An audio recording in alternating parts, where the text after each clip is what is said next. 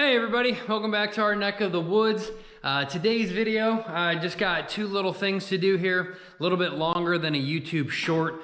Since it's been a while, I just want to show you guys some updates, what's going on. And we actually have two of the county inspectors coming over today to look at things. So fingers crossed we pass, but let me show you what they're going to inspect today, and hopefully we get this done in one shot.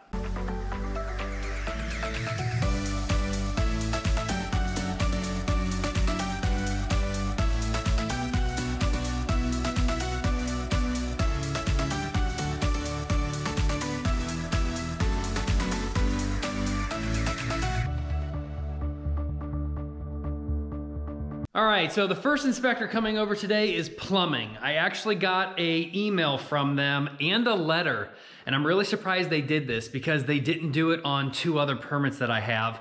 And it's from the county health inspector, and they said, hey, your plumbing permit's about to expire. It's been almost a year already. I cannot believe that. But in about a month, it's gonna be expiring, so I had to quickly hurry up and finish all of the rough plumbing so the inspector can come back out here and just finalize the rough plumbing inspection. And again, I'm surprised that they actually contacted me because they did not do it for the well and they did not do it for the septic. So unfortunately, that's about $900 down the drain, but I could not even start building the house unless I had a well permit, unless I had a septic permit. So unfortunately, they would not test the well when we first did it and we put the garden hose spigot on top. They would not test from that port for like E. coli and stuff to actually finalize the well. And it had been beyond the 1 year time frame by the time we got all of the water softener and the spigot down in the basement, and even the water running out to the garage where they could basically have two different test sources, like before and after filtration. So unfortunately, that was like $300 down the drain. And the septic, we have no clue when we're ever gonna get that done. So that's basically $600 down the drain. But just because the permits have expired, they're not stopping me from like, you can't keep building your house. We'll just have to pay the septic again at a later time when we actually go ahead and get started with that. And actually, technically, they could come out and test the well at any time, but since it's not stopping the build process, it's really not that big of a deal that I have to pay $300 for them to come out and test the well. I know it's safe because I've already tested it myself, but it just sucks that we did spend $900 and we have to do it again at some point in the future. But I am super happy that they decided to tell me, hey, hurry up and finish your plumbing, or else that's gonna be like another $300 or $400, whatever I paid. So if you guys have missed previous plumbing videos, we've already had this side of the house pretty much done. That's gonna be for the kitchen island, and there is no venting on that. So in my county, we are allowed to use an air emittance valve that will go under the counter. So the kitchen sink and the dishwasher and the disposal, they all have proper venting and everything. You guys have seen me do the venting over here all properly, and the county inspector did come over and look at all this and said it all looks fine. That's obviously for the dishwasher, or I'm sorry, the laundry. And this guy over here stubbed out, that is for a utility tub that we're gonna put in here with like a little vanity. So we've got a vent pipe over there, a vent pipe right there, and I don't know if I ever showed you guys this, but we finished up all of the venting before, but the other day I finally finished up the plumbing here for the venting. So if you're noticing, everything is on 2 inches, the sink's neck down to 1.5 inches, and the laundry machine, washing machine, that is all 2 inches because it has to be per code. But all of the sinks can neck down to about 1 inch to 1.5 inches. And then when we go down in the basement, you will see that this toilet comes over and is actually tied into this vent, and that sink will actually drain and vent the same way. The inspector said that that was okay for me to do, but I'll show you down in the basement, and he comes back over. We will make sure that that is correct because that is my only possible concern, but he assured me that toilet could share that sink's vent and that it would be fine. And all of that venting on that side of the house, they all vent out that gable end wall, and everything here in the master bedroom vents out this gable end wall. So over here, super simple. We have got the shower, which right in front of it, as it goes down under there through a P-trap, you go up through a 2-inch vent right there. The toilet does the exact same thing. Toilet swoops 90 down there, picks up its own vent right there. And then again, for the master bath sinks, same thing. We're going down into a sanity. Right now we're just stubbed out, and that goes up for its own vent. So we've only got 3 items on this side that are venting that way, or technically 4, since that's gonna be a dual sink. And on this side of the house, we only have technically 5 items that are all venting out that way. So we're nowhere near overdoing the 2-inch venting up in the attic. But that basically is all we've done up here. And again, everything is done. We're just waiting on him to come over. And then down here in the basement, because we have been doing some clothes washing and stuff, I did have to go ahead and cut multiple different sections of this 3-inch pipe that's going all the way down. I had to tie in the sink, which is first. And then as you can see, there's the toilet. On this toilet over here, because I had to get the drop distance so the slope was proper, I did end up using a Y long sweep with a clean out in the back. So if that toilet ever gets stuck or clogged up, I do have access behind there that we could clean this out if need be. And then you guys have already seen this. The kitchen sink drops down. This kitchen sink though is the only one that's 1.5 inches and not 2-inch. And that's because I had to cut through this main beam and I was not allowed to go more than 2 inches. So we've got 1.5 inch pipe going through there. That utility sink in the washing room, that drops down over there. That's the 2-inch is the laundry, and the 1.5 inch is the kitchen sink. I probably could have stepped up 2 inches in here, but I don't think it really matters for a kitchen sink.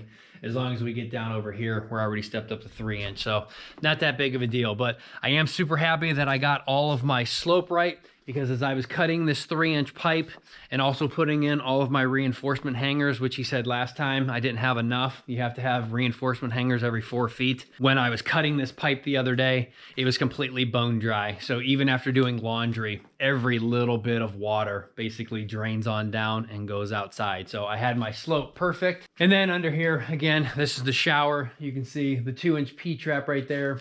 Right in front of it is a Y fitting that necks on up and goes up for a vent.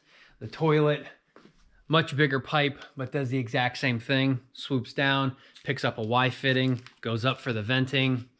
And then we've got this contraption over here where the toilet drains down in, the shower drains down in. And then last, the master bath sink does the same thing, drains down in. So as far as I'm concerned, everything looks 100%. Fingers crossed when he comes over, he likes everything. If you guys are seeing anything, comment down below before he gets here and before we end this video. Let me know if I did something wrong or if you guys picked anything up. But as far as I'm concerned, it all looks perfect. The only thing we have to do that I didn't want to do until he came over, I have this 4-inch plug. We've got to go outside and plug it. And then we have to fill the entire thing up with water. And I think we have to let it sit for 24 hours and then he has to come back over again. So we'll bring the garden hose in from outside. We'll fill up the kitchen sink from right there and we can get all this to fill up, and we know it will work because we've already done it before. And then as you saw over there for the shower, I left the shower drain open. I didn't put a cap on it. I can put the garden hose all the way through there and quicker, more easily fill up this side of the house. So we'll see how all that works. But I actually might just be able to fill it up over there and then stop when I see the water start to come out over here, back out of where the shower is gonna go. So again, fingers crossed. Let me know what you guys think. I'll let you know what he says, but hopefully we got her done. And then the other inspector that needs to come over today, I went ahead and got all of my holes drilled through all of the floor joists. And we continued a little bit more with the HRV piping. So the structural engineer from the county said that he couldn't pass me like months and months and months and months ago. He couldn't pass me structurally because I told him I was putting the HRV in the floor joist, and because you have to cut the floor joist, he said that counts as structural. I need to know that you cut those holes appropriately. And per Ecom, which is my joist manufacturer, I did cut them appropriately. We're more than 3 foot 4 inches over from a load-bearing surface where we have our 6-inch hole. And every hole that you drill through an I-joist, you just have to go double the distance over.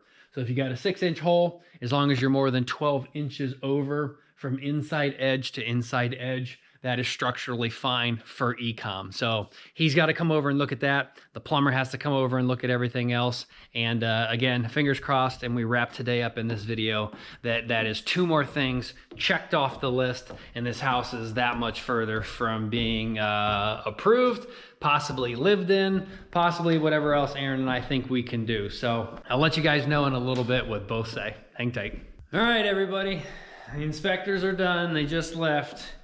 We got really good news and some good news, and then just a little bit of bad news. So the really good news, the structural guy came over, and obviously he passed this. Can't argue with the manufacturer that we're far enough away from load bearing, and my holes are more than 12 inches apart. So you can't argue with that. Structural for the house, 100% done, checked off, closed out. We are ready to go for that. Now the really good news is that inspector also can do other things. Even though I didn't say, hey, can you come over and look at this? He's like, wait a second, all your heat's on in the house and everything? He's like, well, I'm gonna pass your HVAC then too. I'm like, really? He goes, yeah, I mean, you only have to have heat. You don't have to have this technically all finished out and plumbed out, and you don't have the HRV plumbed outside and working, because bringing in fresh air technically isn't up to code. You don't need it. And you also don't need air conditioning. So as long as you have heat, your HVAC checked off too. So the only thing now we need is like the septic, the plumbing, and the electrical. And the last time the electrician was out here, he looked at everything and we were good to go up to that point. And technically speaking, besides just putting in some outlets here in the basement, everything actually is done upstairs also for electricity. The panels already filled out, the breakers are in their spot ready to be hooked up, but technically speaking, since this basement isn't part of the house build, it's just kind of as an unfinished basement for the time being. And again, he technically doesn't have to see the air conditioners, because I could put the air conditioners in 10 years from now, and I could have them come out at that point. We don't actually have to see the electricity either for the mini split. So we could have him out here and finalize the electricity. On to the good news, the plumbing inspector did come by. I got my little permit sticker here saying that it is approved and done for rough plumbing. The only bad news is the first inspector and this inspector either may not be on the exact same page, or they may not have, the first one may not have understood, but they do not like this right here. So this plumbing inspector says that this toilet needs a better vent. Not because it can't utilize that vent, but because this vent is behind the toilet. So his explanation is if the anything over on this side is running, then that 3-inch pipe can clog up and not allow that toilet to vent. So it's not about the water dropping down this way, it's about the water coming in from this way that will allow that toilet not to vent properly. So back to this picture right here, which the first plumbing inspector said, no, you can't do that. He wants to do kind of like a difference of that. He wants me to put in another 3x3x2 Y here in this toilet in front. He wants me to take that 2-inch pipe, loop it back around here, and then drop it back down in over here with a 90. Which means, instead of cutting my 3-inch pipe, what he wants me to do is the 2-inch pipe dropping straight down. He wants me to cut that, and on that 45 up there, he wants me to put a cap on it. So that Y fitting and everything won't be utilized. So what he wants me to do is put in what's called a wet vent. He wants the sink to come down 90 over here, come back around and loop over and enter into this 45. So that way the sink will dump into the 3-inch toilet. But that way, if this toilet or anything ever clogs, that sink can be turned on and allow this section here to be flushed with water. So it is venting the toilet and the sink up and out just like we traditionally were. Since that vent is above there, it's just that it's now a wet vent that the water and the clean out technically can be run down through here and be dumped down over there. So again, maybe the first inspector wasn't on the same page by me showing again that picture, because that picture was showing just venting going straight up. The sink actually wasn't tied into that, but they just want me to again tie that in to that vent, which will now also be the sink drain, but also a vent. So that is one thing that we have to modify. It should just be really easy to whack off that 2-inch pipe and install a 90 coming over this way, and obviously install that cap. We just have one floor joist to cut through, and then I do have to cut that 3-inch pipe, which is going to be a kind of a pain in the butt, but luckily that toilet has some play in it that we can move it around, and we can put that 3x3 with a 2-inch upper Y into that little section there, and then we'll be able to hopefully sneak that in there and get it all glued down. But that's what I got for you guys. We are fully now plumbing rough inspected. I don't have to worry about my permit expiring, and HVAC is looking good, structural's looking good, so this makes me feel pretty good. The only thing else I can show you guys here real quick is I did go ahead and start to finish out this basement. We can just have the electrician come over here real quick and look at all these outlets and stuff to make sure that they're proper before I actually insulate this. And the electrician can obviously look at the backside of this wall, because there is not drywall on the backside of this. But nothing else needs to go up in here, so we can put the ceiling on, and I can actually just slowly take my time and finish out this bedroom. So I think that's the really only other update that you guys maybe haven't seen. We haven't done a lot, just little tidbit things here and there, but it's coming along just slowly but surely. So let me know what you guys think. Let me know if you guys agree with the first inspector or the second inspector. But he said at least for the final rough-in, as long as I don't throw drywall over there on that ceiling, that he can go ahead and see it and inspect it. That should be good, and that's what they want to do, so that's what I have to do. But let me know what you guys think about that. Let me know if you guys got anything to say. Let me know if you guys think I should change anything, or if you guys all think it looks good. But again, just a little video here for you guys, showing you guys all the updates that I've been working on over the past 2-3 weeks, and it's coming along. So hope you all enjoyed, and take care till next time.